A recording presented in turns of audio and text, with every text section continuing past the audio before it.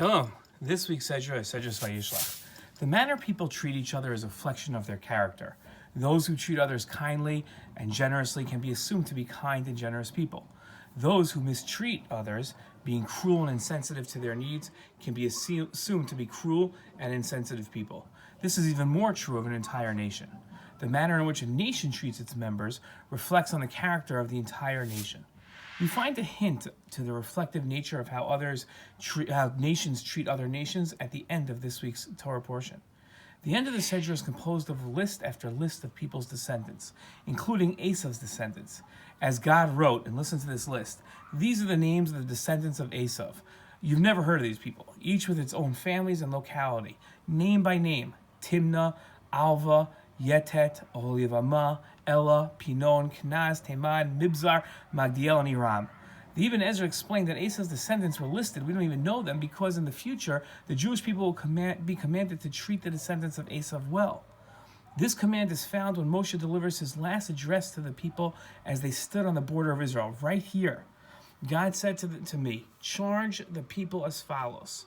You will be passing through the territory of your kinsmen, the descendants of Esav, your kinsmen, who live in Seir. Though they will be afraid of you, be very careful not to provoke them, for I will not give you their land. You shall obtain food for them for money. Even the water you drink, you shall pay for them with money." In his commentary to these verses, the Rashbam wrote that Moshe told the people that God did not want these people, the descendants of Esav, to be deprived of their lands.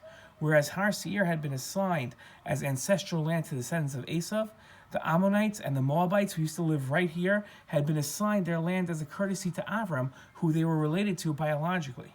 Moshe also wanted the people to understand that seeing God's concerns with distant relatives of Avram should be as a lesson to us to teach us how much we should realize how much more concerned God would be about the direct descendants of Avram, Yitzchak, and Yaakov.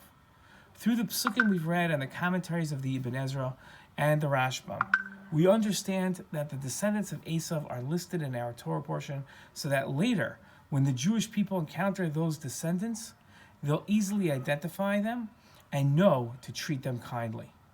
We are commanded to act as God does. The Rashbam's last point spoke to the superb manner that we treat the Jewish people.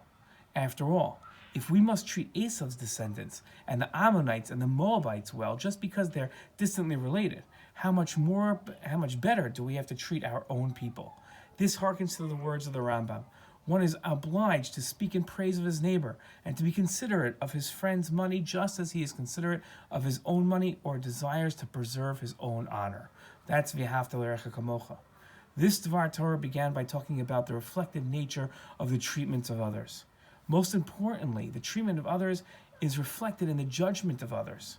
Hillel said, "Do not judge your fellow until you are in his place." That's Pirkei Avos.